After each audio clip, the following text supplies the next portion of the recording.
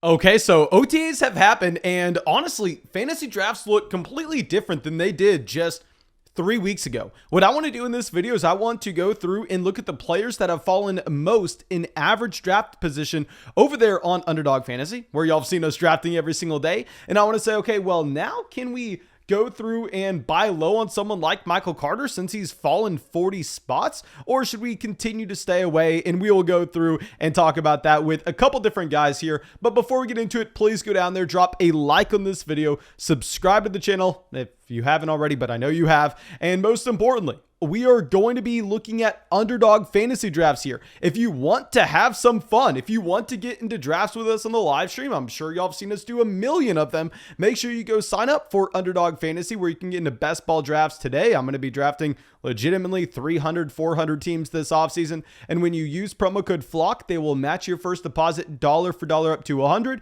You will get our 2022 rankings for free. And you will get our 2022 Rookie Dynasty Draft Guide on top of that.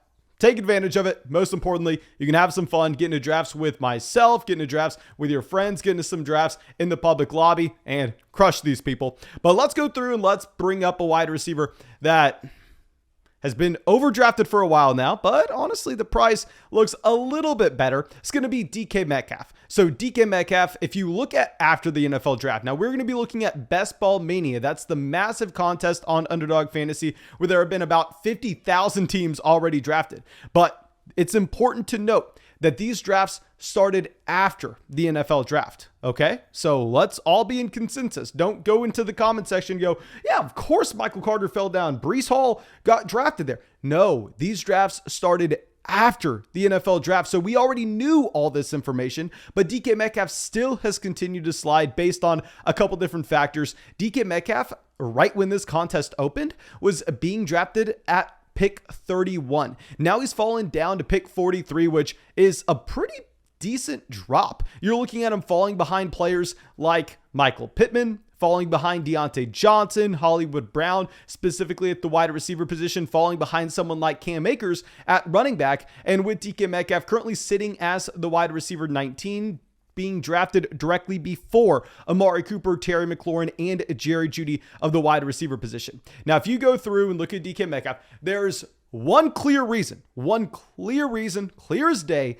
why he is being drafted so much later this offseason than he was last year, and that's going to be the drop-off from Russell Wilson. Now, right now, things can change. And I think drafters are kind of saying things could change because if we knew Drew Lock was the starting quarterback, probably would fall a little bit further. But as of now, looks like Drew Lock is going to be the starting quarterback in Seattle this upcoming season.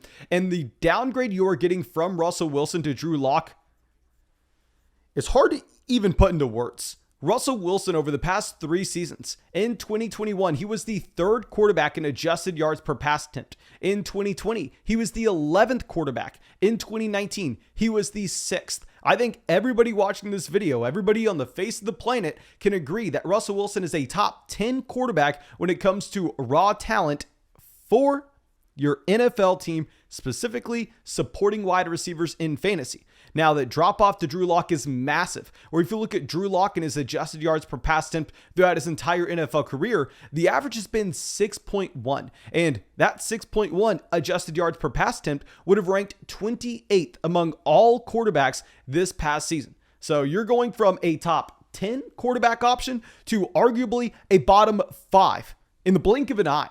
And now with DK Metcalf, I honestly think being drafted as wide receiver 19 isn't unfair.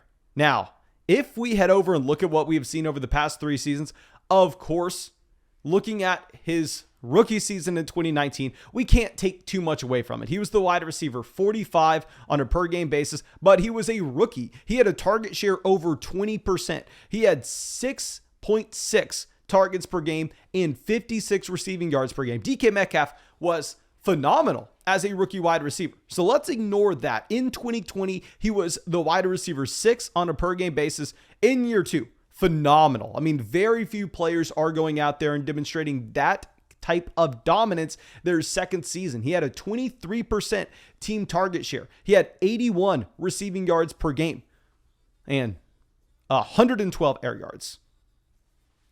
Loved it from Metcalf. But the fall this past season is a small sneak peek of what you may get with DK Metcalf without Russell Wilson. Now, I understand there's going to be everybody in the comment section going, oh my God, look at DK Metcalf's points per game with and without Russell. That is so unfair to do. If y'all remember, DK Metcalf was unstartable in fantasy with Geno Smith, but one of those weeks out of the entire month, you had DK Metcalf going for like a 95-yard receiving touchdown. Just a random play that you know will occasionally be there with DK Metcalf. It was not because of Geno's. It had nothing to do with that. It was just a very small sample, an extremely small sample. And if you try to extrapolate that, you're going to be lost. You should not be looking at a small sample like that and saying we know exactly what's going to happen because of so. But still, he was the wide receiver 30 on a per game basis. Now, what's interesting is his target share in this offense actually went up. His target share goes to 26% his third season. That's right in line with what you have with some elite level wide receivers. I mean, that's right in line with what you have with someone like Tyreek Hill over the past 2 years. Now, the issue is, if you are all of a sudden a target hog in a piss poor offense, you're turning into Terry McLaurin. Terry McLaurin last year was going in the third round, didn't really work out. And one other thing that I'm a little bit worried about with DK Metcalf, and we're about to get to Tyler Lockett. Tyler Lockett's fallen quite a bit as well, is if you look at the overall offense for the Seattle Seahawks. I know everybody thinks that they have been one of the most run-heavy teams over the past 3 seasons in the NFL. And that was my initial thought until we went through and we headed over to RotoViz and we screened out neutral game script pass to run ratio. So how this is you go through and you look at what is the pass to run ratio in games where it's within 7 points. And you also remove the last 2 minutes of the game, because the last 2 minutes of the game, you're going to be in 2-minute drill. You're going to throw the ball more. So you really get a good idea of when the game's close, if everything else is equal, does this team want to run the ball? Does this team want to pass the ball? And they run the ball in 2021, 46% of the time. In 2020, 43% of the time. In 2019, 45% of the time. Over that 3-year span, that was 14th in the NFL. That was league average. So it's not like the Seattle Seahawks have been as run heavy as everybody wants to pretend they have. And now that they add in Kenneth Walker, and they have probably the best running back backfield that they have seen over the past 5 years with a combination of Rashad Penny, hopefully healthy, and Kenneth Walker as well. This team is probably going to skew to be a top 5 team in terms of their neutral run rate while they can keep games close. Now, the question is, can they keep games close with Drew Lock? Probably not, but I think there's room for the pass attempts to come down in this overall offense, the passing efficiency to come down as well, which is why I want to say DK Metcalf in the middle of the 4th round as the wide receiver 19. I don't love the ADP. I think it's fine. Like, if you want to draft DK Metcalf in the middle of the 4th, yeah, it's definitely a lot better than taking him in the 3rd like he was going right when this contest opened, but I'm not jumping up and down with excitement for it. Now, let's stay in this same offense. Not too much to talk about here with Tyler Lockett. With Tyler Lockett being drafted as the wide receiver 42. Behind Ayuk, behind Hunter Renfrow, right ahead of Christian Kirk, Chris Olave, and Russell Gage. And keep in mind, this is a best ball ADP. So with best ball, if you're wondering, okay, Mason, on Underdog, how are you drafting 300 teams? Your life's going to be hell in the middle of the season with submitting starting lineups with waivers. No, you don't submit your starting lineup. At the end of every week, your automatic best starting lineup gets submitted for you. So when Tyler Lockett has the ability to go out there and have random 30-point spike weeks, he's going to make it into your starting lineup. And when he has the duds like 1 catch for 12 yards, you're not going to see him anywhere close. So Tyler Lockett's actually more valuable historically in best ball than you're going to see other wide receivers in that range. And with Lockett, he's been a lot more consistent than Metcalf over the past 3 seasons. Tyler Lockett, the wide receiver 25 in 2019, wide receiver 16 in 2020, wide receiver 24 in 2021. Every single year, he has had a target share hovering around 22% in this offense. Now, I need to be on record. I want to be on record right now saying, yes, I agree. DK Metcalf, an ascending player that had a team target share of 26% last season. He is the wide receiver 1 for this offense. And I don't think it's close either. I think it's DK Metcalf, wide receiver 1, Tyler Lockett, wide receiver 2. But if we are looking at their ADPs and the opportunity cost to go through and select these players, I actually really like the idea of taking Tyler Lockett, because to draft DK Metcalf, you're having to take him ahead of some quality options. You're having to take DK Metcalf ahead of Amari Cooper. You're having to take him over Jerry Jeudy. You're having to take him over Chris Godwin, where I feel like we're not passing up on too much with Lockett, and he still has the upside shot to go out there and provide us those spike weeks. So he's fallen from 66 to 89. Yes, when he was going in the 6th round, very bad pick. You shouldn't have been taking him there. But now that he's going around pick 89, 90 in a best ball format where we know drafters lean wide receiver heavy on under, I'm probably fine drafting Tyler Lockett. And now let's go to a player that I love. Y'all know I got to say this, Trey Lance. Now, from what I can tell, the only reason he has fallen has been reports coming out of San Francisco saying, oh yeah, the 49ers aren't that impressed with Trey Lance. But you read into those reports, are they coming from the coaching staff? No, not at all. They're coming from beat writers. And I wouldn't be surprised if Kyle Shanahan or the quarterback coach is coming over, said, hey man, can you say we're not a big fan of Trey Lance? Can you say we're going to start Jimmy Garoppolo this upcoming season? Have you seen his contract? We got to get him off the team. That's in the range of outcomes. I think you could have those reports coming out just so the 49ers have leverage to possibly move off of Jimmy Garoppolo and that contract while still getting something in return. Maybe Jimmy Garoppolo goes to the Seattle Seahawks and all of a sudden makes DK Metcalf and Tyler Lockett viable at their ADPs. Now, what I'm going to look at is I'm going to look at the team investment, knowing that the 49ers invested more into the quarterback position than we have seen almost any NFL team in history do by going out there and taking their, I believe it was the 12th pick, maybe the 11th, and then packaging it up with 2 future first-round picks to go get Trey Lance. That is what they did. And I'm going to look at the fact that Trey Lance was a top 5 pick. Well, we'll move the bar down. We'll call it a top 15 pick. And he was a dominant quarterback in college with his rushing ability in particular. So if we go through and if we look at top 15 picks over the past 15 seasons that in college had a season where they averaged over 60 rushing yards a game, you have 4 quarterbacks. Kyler Murray, Deshaun Watson, RG3, and Cam Newton. Those were the 4 players that got team investment in the NFL and also had the elite rushing ceiling. Now, I am not saying for a second that Trey Lance will ever turn into Cam Newton, that he will ever turn into Kyler Murray, that he will ever turn into Deshaun Watson. But what I am saying is it doesn't freaking matter. He has the floor to be Jalen Hurts, essentially. Because if we look at those 4 quarterbacks that demonstrated the same rushing ability as Trey Lance in college. Kyler Murray, his rookie season, 34 rushing yards a game. Deshaun Watson, 38.5. RG3, 54. Cam Newton, 44. That's an average of those 4 quarterbacks at 42.7 rushing yards per game. Now, how many quarterbacks last year were able to average over 42 rushing yards per game, 42.7 rushing yards per game or more? Lamar Jackson, Jalen Hurts, and Josh Allen. This is the type of rushing upside that we are talking about with Trey Lance, not to mention that he has Deebo Samuel, not to mention that he has George Kittle, he has Brandon Ayuk, he's playing behind a top 3 offensive line in the NFL according to PFF, he has Kyle Shanahan. He has so many things going for him. I'm going to ignore the reports. He started these drafts as going as pick 83.